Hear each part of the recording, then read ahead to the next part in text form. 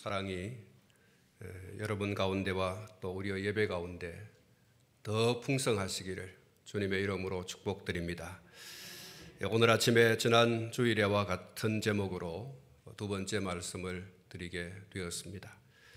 지난 주일 우리는 사울이 죽었다라고 하는 부음을 전해준 아말렉 청년, 그가 다윗에 의해서 죽임을 당한 것을 함께 살펴보았습니다. 그는 전쟁터에서 그가 속한 진영을 무단으로 이탈한 탈영병이었고, 자신의 영달을 위해서 거짓말을 하고 아첨을 하고 쉽게 자신의 주군을 바꾸려고 한 것과, 특별히 영적인 차원에서 해서는 안 될 하나님의 주권을 무시하고 그 권위에 도전한 악한 행위에 대해서 공의의 심판이 적용된 사실을 함께 살펴보았습니다. 오늘 이 시간에 먼저 말씀을 드릴 것은 세상 영광에 눈이 흐려지지 않은 다윗의 확실하고 분명한 분별력에 대한 말씀입니다. 사울을 자신이 죽였다라고 하는 소식을 가지고 아말렉 청년이 다윗에게 찾아왔습니다. 그의 손에 무엇이 들려 있었습니까?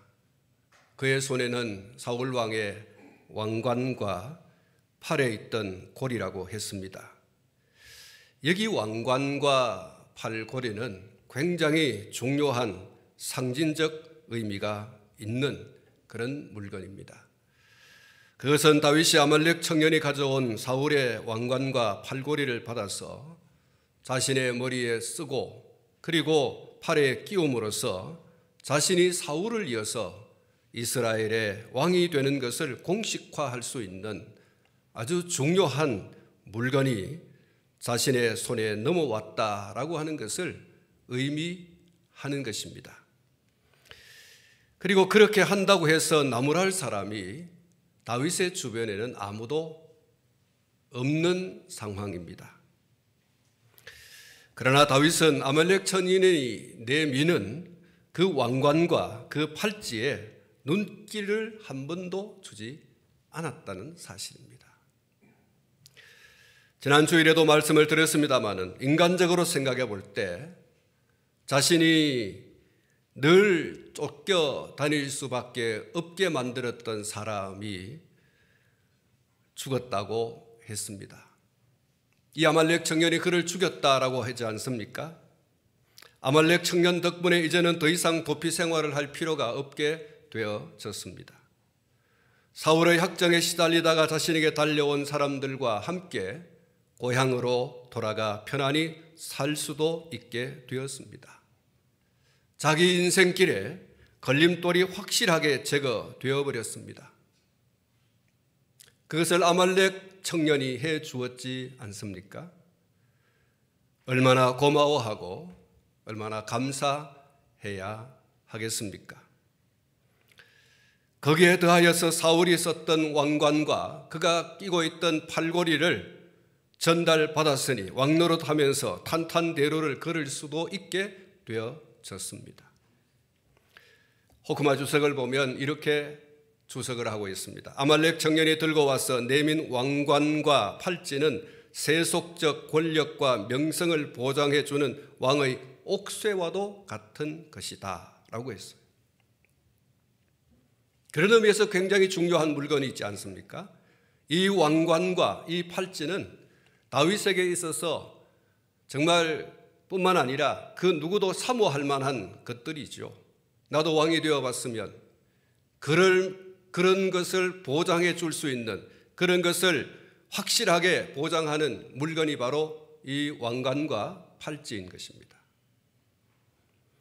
그런데 정작 다윗은 그런 아말렉 청년을 처단해버렸습니다. 아말렉 청년이 들고 온 그 왕관과 팔찌에 눈길을 한 번도 주지를 않습니다. 다윗의 심중에는 세속적 권력과 명성보다 더 소중하게 간직하고 있는 가치가 있었습니다. 최고의 가치가 다윗에게는 달리 있었습니다. 그것은 하나님의 권위라고 하는 것입니다. 세속적인 권력과 명성보다 내게 더 소중한 것이 있습니다. 그것은 하나님이라는 거예요.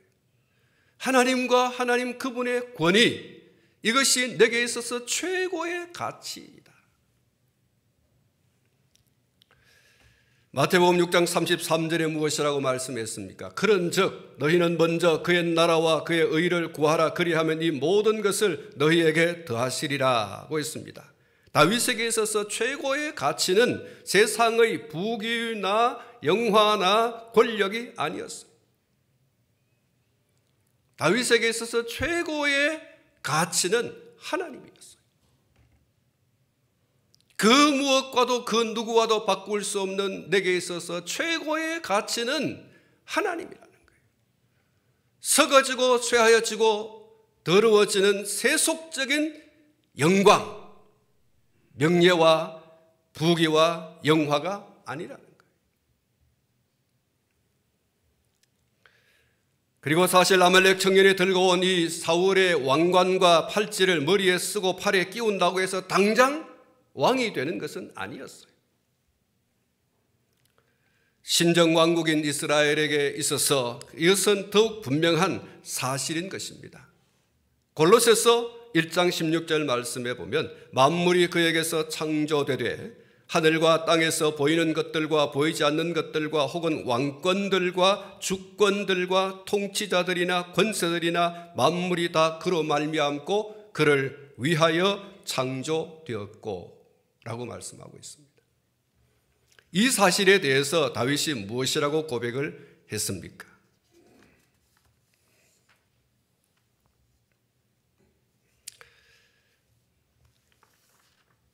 역대상 29장 11절 12절 말씀 가운데 보면 다윗은 이렇게 고백을 하고 있습니다.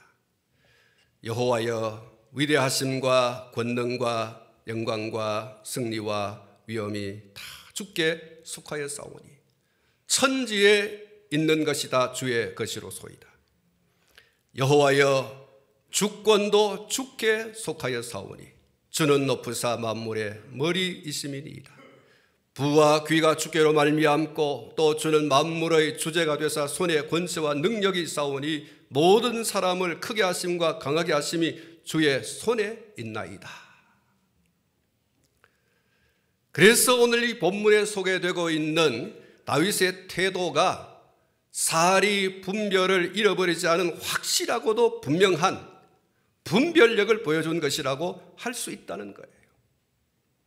다윗의 눈과 귀는 왕관과 왕의 팔찌가 아니라 사울을 왕 삼으신 하나님의 권위에 있었던 거예요. 왕관과 팔찌를 가지고 온 아말렉 청년을 얼싸안고 고맙다 고맙다, 네가 어찌하여 나에게 이런 왕관을 갖다 주고 나에게 팔찌를 갖다 주고 대단히 고맙다, 나의 앞길에 탄탄대로의 길을 열어준 너야말로 나에게 최고의 은인이다. 절대 그렇게 하지 않았다는 사실. 거기에 엎어져서 사울을 왕 삼으신 하나님이 눈에 보이지 않는 그런 분별력을 잃어버린 사람이 아니라 더 또렷하게 나에게는 이 왕관과 이 팔찌가 중요한 것이 아니라 기름 부어 하나님 당신의 백성을 다스리게 한 하나님의 권위, 하나님이 더 중요하다. 그러니 결연히 아말렉 청년을 처단하도록 명령한 것입니다. 사랑하는 성도 여러분, 본문에서 보여주고 있는 다윗의 결연한 태도를 통해서 우리가 무엇을 붙들어야 할 것인가? 성도는 우리들이 진정으로 더 추구해야 할 가치가 무엇일까? 세상 부귀와 영화와 권력과 명예인가 아니면 하나님인가? 우리는 하나님의 이름과 하나님의 영광과 하나님의 권위를 더 큰 가치로 여기는 사람들이 되어야 할 줄로 믿습니다. 하나님과 이 세상의 것들 사이에 우왕좌왕 머뭇머뭇거리지 않기를 바라요. 그것 때문에 우리의 이 판단력이 흐려져서 이것이냐 저것이냐 결정하지 못하고 또 오히려 더 세상과 세상에 속한 것에 더 기울여져서 하나님과 하나님의 권위와 하나님의 영광과 하나님의 거룩한 이름에 대하여 등을 돌리는 그런 하나님의 사람들이 되어서는 안 될 줄 압니다. 예수님께서 마태복음 6장 33절에서 말씀하신 것처럼 그의 나라와 그의 의를 먼저 구하는 사람들이 되어야 하는 것입니다. 그러면 세상과 세상에 속한 것들은 우리에게 있어야 할 때를 누구보다 더 잘 아시는 하나님께서 적절하게 허락해 주실 줄로 믿습니다. 가장 적절한 때에 가장 적절한 것으로 채워주시는 분이 바로 하나님이라는 사실입니다. 다윗이 아말렉 청년의 손에 들린 사울 왕의 왕관과 팔찌에 마음이 혹하지 아니하고 오직 하나님의 주권에 집중하고 공의롭게 일을 처리했을 때 하나님은 그에게 이스라엘을 다스리는 주권자로 삼아 주신 것을 기억해야 합니다. 솔로몬이 왕으로 등극하면서 기브온 산당에 올라가 하나님께 1000마리의 희생번제를 드리는 그 밤에 하나님께서 솔로몬에게 말씀하셨습니다. 내가 내게 무엇을 주랴? 이렇게 했을 때 솔로몬이 구한 것이 무엇이었습니까? 역대하 1장 11절에 이렇게 기록을 하고 있습니다. 하나님이 솔로몬에게 이르시되 이런 마음이 내게 있어서 부나 재물이나 영광이나 원수의 생명 멸하기를 구하지 아니하며 장수도 구하지 아니하고 오직 내가 네게 다스리게 한 내 백성을 재판하기 위하여 지혜와 지식을 구하였으니 라고 말씀을 하고 있습니다. 솔로몬이 구한 것은 오직 자기를 이스라엘의 왕 삼으신 하나님의 백성을 정의롭게 공평하게 공정하게 재판을 해서 이스라엘 가운데 하나님께서 계신다라고 하는 것을 드러낼 수 있는 지혜와 지식을 구했습니다. 이스라엘 가운데 하나님이 계시다라고 하는 것을 확실하게 드러내기 위해서 내게 지혜를 주십시오. 내게 지식을 주십시오. 그렇게 구했다고 했습니다. 솔로몬이 더 가치를 둔 것이 무엇이었다라고 하는 이야기입니까? 부와 재물과 영광과 원수의 생명을 멸함과 장수가 아니었어요. 왕으로서 구할 수 있는 기도의 제목이라고도 할 수 있는 것이지 않겠습니까? 하나님이여 내게 좀 재물을 많이 주십시오. 내게 영광을 비춰주십시오. 모든 원수를 멸하여 주십시오. 내 생명을 장수하게 하나님께서 붙들어 주십시오. 얼마든지 구할 수 있는 기도의 제목이었어요. 그러나 그에게 있어서 최고의 가치는 하나님이었어요. 그랬더니 하나님께서 그에게 무엇이라고 말씀하셨습니까? 역대하서 1장 11절에 이렇게 기록을 하고 있습니다. 그러므로 내가 네게 지혜와 지식을 주고 부와 재물과 영광도 주리니 내 전의 왕들도 이전 일이 없었거니와 내 후에도 이런 일이 없으리라 하시니라. 여러분, 솔로몬은 하나님 당신이 내게 전부입니다. 내게 있어서 최고의 가치는 하나님 당신밖에 없습니다. 당신을 위하여 내가 세움을 입어 싸우니 당신의 백성들을 공정하게 공평하게 정의롭게 다스릴 수 있는 하나님 당신의 지혜를 내게 주시고 하나님 당신의 지식을 내게 주십시오. 그래서 하나님께서 말씀하시는 겁니다. 솔로몬아, 너는 어찌하여 부를 구하지도 아니하고 재물도 구하지도 아니하고 영광을 구하지도 아니하고 원수의 생명 멸하는 것도 구하지 아니하고 장수도 구하지 아니하느냐?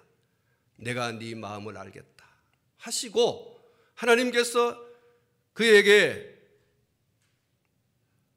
부를 주시고 재물도 주시고 영광도 주시고 하나님께서 그에게 필요한 모든 것들을 부어 주시더라. 그에게 그가 구하지 않은 것까지도, 그가 구한 지혜와 지식뿐만 아니라 그가 구하지 않은 것까지도 더하여서 하나님께서 부어주시더라는 거예요. 하나님은 우리가 하나님을 최고의 가치로 여기면서 그대로 살아갈 때에 억지로 구하지도 않고 억지로 취하려고 하지 않아도 내 삶에 요긴한 것들을 채워주시고 너무나 중요한 일을 맡겨주시는 분이라고 하는 사실을 믿으시기를 축복합니다.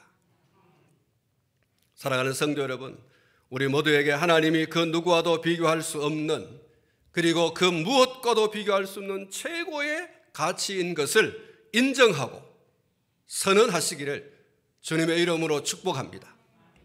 그 뒤에는 하나님께서 우리에게 필요하고 요긴한 것들을 때를 따라 공급해 주시되 넉넉히 공급해 주시는 하나님이 계십니다.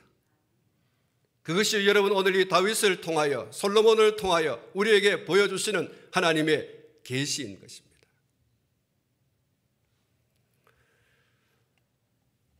이제 11절과 12절 말씀을 읽도록 하겠습니다. 오늘 본문 말씀입니다. 11절과 12절. 이에 다윗이 자기 옷을 잡아 찢음에 함께 있는 모든 사람도 그리하고 사울과 그의 아들 요나단과 여호와의 백성과 이스라엘 족속이 칼의 죽음으로 말미암아 저녁 때까지 슬퍼하며 울며 금식하니라.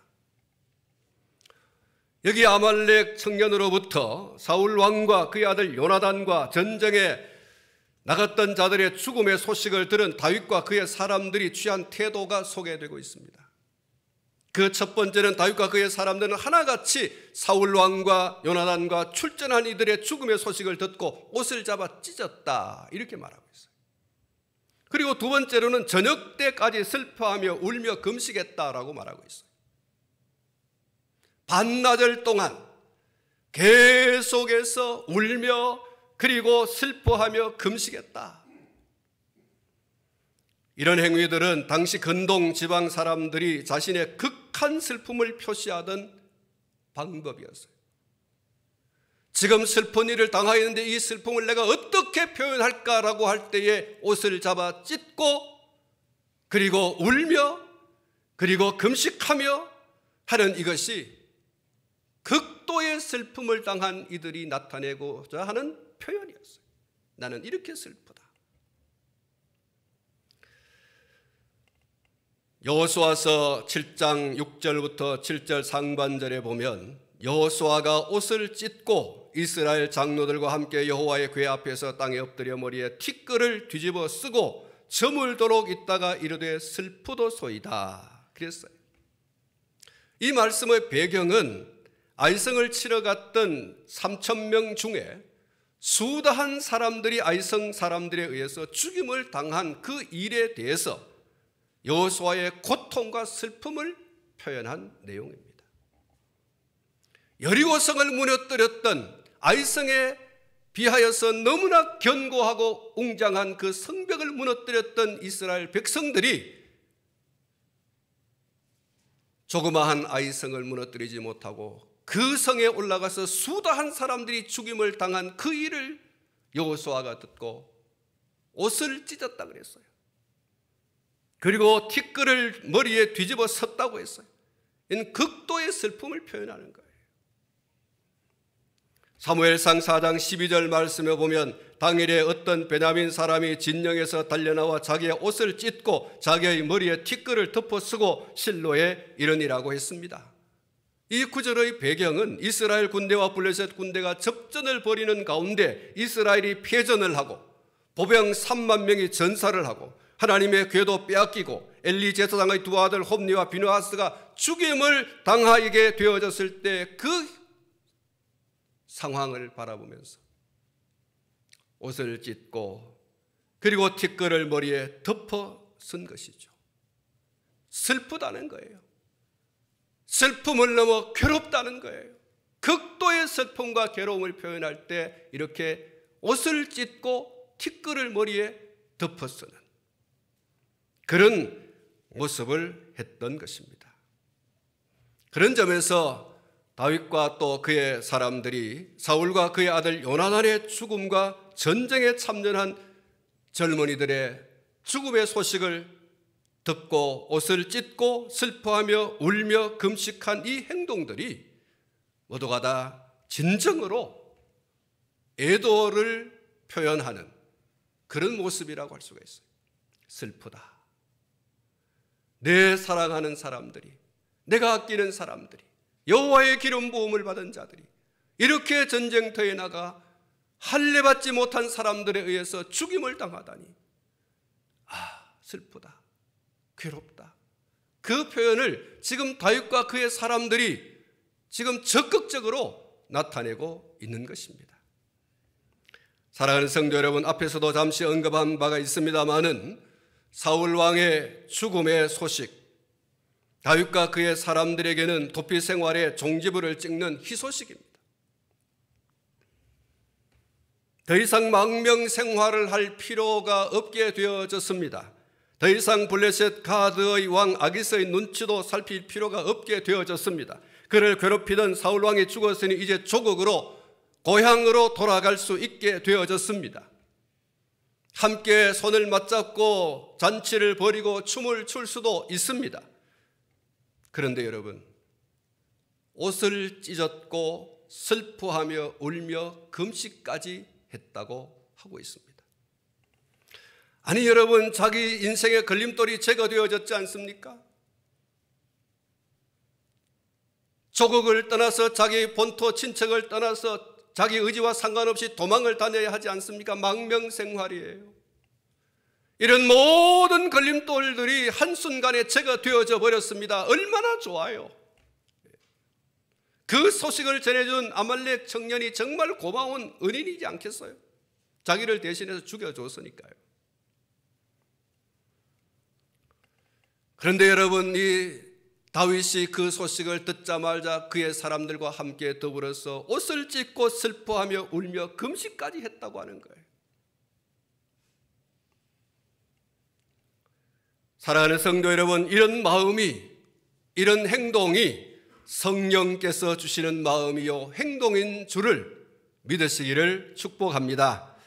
잠언 24장 17절 말씀에 내 원수가 넘어질 때에 즐거워하지 말며 그가 엎드러질 때에 마음에 기뻐하지 말라, 이렇게 말씀하고 있어요. 잠언 25장 21절 말씀에 내 원수가 배고파하거든 음식을 먹이고 목말라 하거든 물을 마시게 하라고 말씀을 했습니다. 이 구절과 유사한 말씀이 로마서 12장 20절 말씀인데 이렇게 말씀하고 있습니다. 내 원수가 줄이거든 먹이고 목마르거든 마시게 하라. 그리함으로 내가 숯불을 그 머리에 쌓아 놓으리라. 할렐루야. 사랑하는 성도 여러분, 제가 왜 성령께서 주시는 마음, 성령께서 주시는 행동, 다윗과 그의 사람들이 하는 그 행동에 대해서 이렇게 여러분 말씀을 하겠습니까? 우리의 신앙과 삶의 유일한 법칙인 하나님의 말씀 안에서 내 원수가 넘어질 때에 즐거워하지 말고 그가 엎드러질 때에 마음에 기뻐하지 말라고 했기 때문에 이 말씀을 쫓아서 지금 다윗과 그의 사람들이 자기 인생의 걸림돌이 되는 사람이 제거되어졌다, 그가 죽었다 라고 하는 이야기를 들었을 때 기뻐하며 즐거워하며 춤추는 것이 아니라 이렇게 옷을 찢고 슬퍼하며 울며 금식한, 여러분 이 마음은요 성령이 주시는 마음이에요. 성령께서 주시는 그 마음에 순종하는 모습이에요. 다윗과 그의 사람들이 이처럼 슬픔을 표현한 이유에 대해서 호크마 주석이 이렇게 말하고 있습니다. 첫째는 그의 동포들이 살육을 당했기 때문이다. 둘째로 그 중에는 그의 절친한 친구 요나단도 있었기 때문이다. 세 번째, 그러나 그보다 더 중요한 이유로서 여호와의 백성과 이스라엘 백성이 짐승 같은 이방인에게 짓밟혔기 때문이다. 네 번째, 또한 하나님의 거룩한 이름으로 기름 부음 받은 왕 사울이 이방인의 소리에 의해서 죽임을 당했기 때문이다 라고 했어요. 정말 의미 있는 해석이 아닐까 그렇게 생각이 됩니다. 사울과 그의 사람들이 이렇게 옷을 찢고 이렇게 슬퍼하고 울면서 금식하게 되는 데는 그냥 단순히 슬퍼서 그런 게 아니에요. 이런 여러 가지 이유들이 조차되어지는 가운데 그들의 마음이 슬픔으로 견딜 수 없고 그들의 마음이 괴로움으로 견딜 수 없어 옷을 찢고 울면서, 그리고 또한 금식하며 하나님 앞에 자기들의 슬픔을 나타냈던 것입니다. 사랑하는 성도 여러분, 여러분이 사랑하는 사람이 죽었다라고 하는 소식을 들을 때에 슬퍼하십시오. 울면서 통곡하십시오. 요한복음 11장 35절 말씀에 보면 나사로의 무덤 앞에서 예수께서 눈물을 흘리시더라. 사랑하는 이의 죽음 앞에서 눈물을 흘리는 것은 당연한 거예요. 사랑하는 네가 내 곁을 떠나 영영 이별하게 되어졌는데, 죽음이라고 하는 것을 통하여 저 너머로 가버리고 말았는데 슬픔이 없다, 울지 않는다, 통곡하지 않는다. 퀘스천이에요. 함께 동고동락하며 육신의 정을 나누던 사랑하는 부모와 형제, 친지 혹은 친구가 세상을 떠나갈 때 슬퍼하며 울지 않는 것, 그것은 이상한 거예요.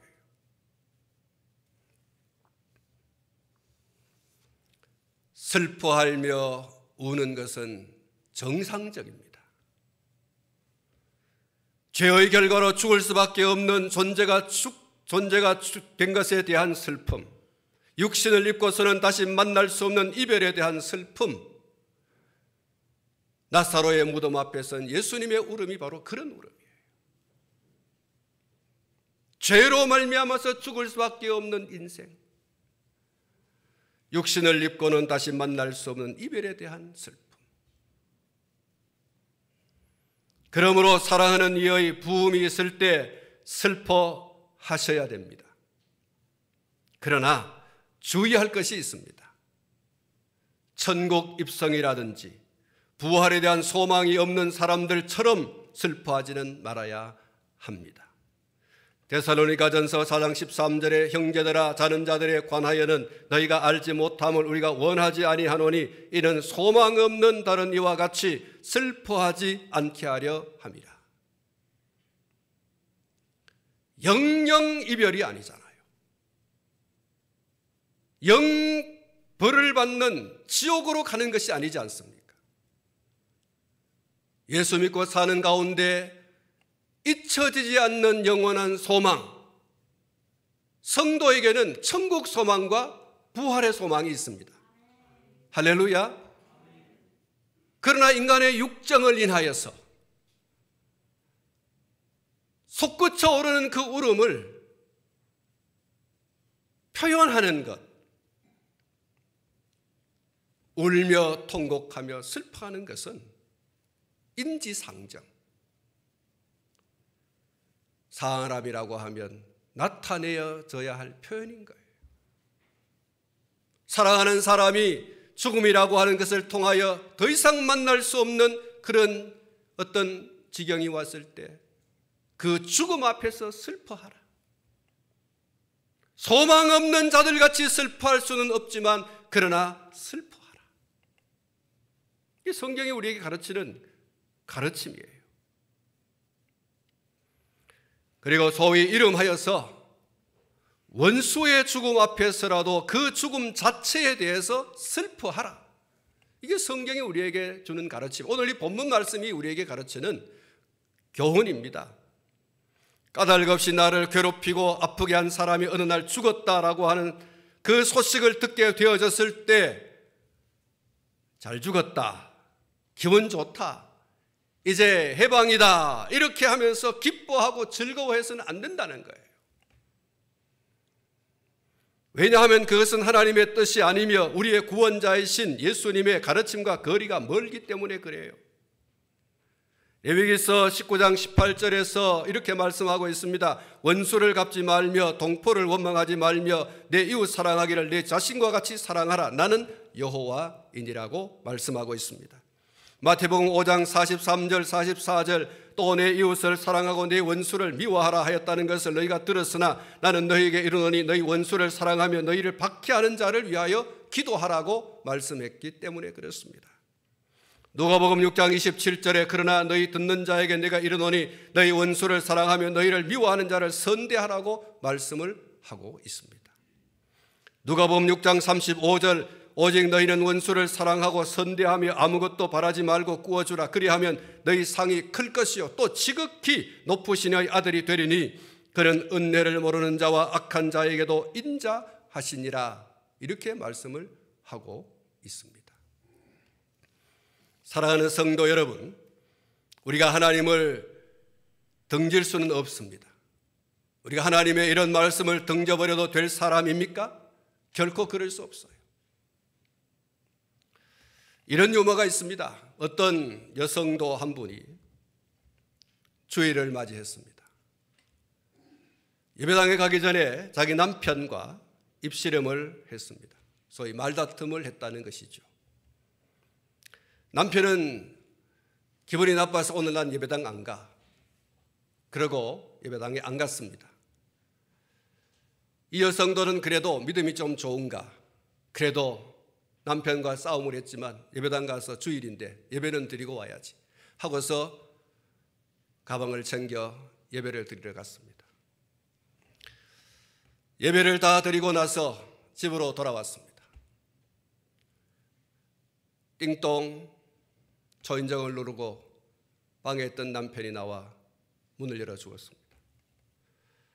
남편을 바라보는 아내의 입에서 나오는 말, 여보 사랑해. 남편의 눈이 굉장히 커졌습니다. 잠시 놀랐습니다. 아니 아침에 싸우고 나간 아내가 예배드리고 돌아와서 하는 말, 여보 사랑해. 그래서 이 남편이 궁금해가지고 아내에게 물었어요. 여보, 오늘 예배당 가서 은혜 많이 받았는가 보네. 오늘 목사님께서 은혜롭게 설교를 했는가 봐. 목사님께서 뭐라고 설교하셨어? 오늘 목사님 설교가 네 원수를 사랑하라 그러더라는 거예요. 원수를 사랑하라. 사랑하는 성도 여러분, 원수의 부음, 부고 거기에 성도들이 취할 자세가 있어요. 오늘 이 다윗과 그의 사람들이 보여준 자세예요. 잘 죽었다, 기분 좋다, 춤추자, 먹고 마시자. 그게 아니에요.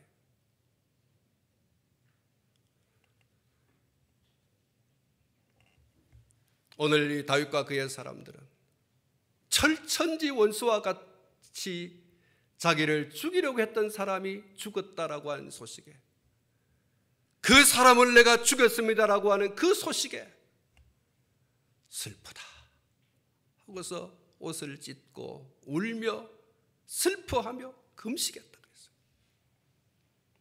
최고의 슬픔을 표현하는 그 슬픔으로 다윗과 그의 사람들이 다윗의 이 사울의 죽음에 애도를 표했다는 거예요. 여러분에게 혹시 여러분들을 무고히 괴롭히고 아프게 하고 고통스럽게 하고 얼굴을 맞이하고 싶지 않은 사람들이 있습니까? 혹 그가 죽었다고 하더라도 여러분 춤추지 마세요. 잘 죽었다고 하지 마세요.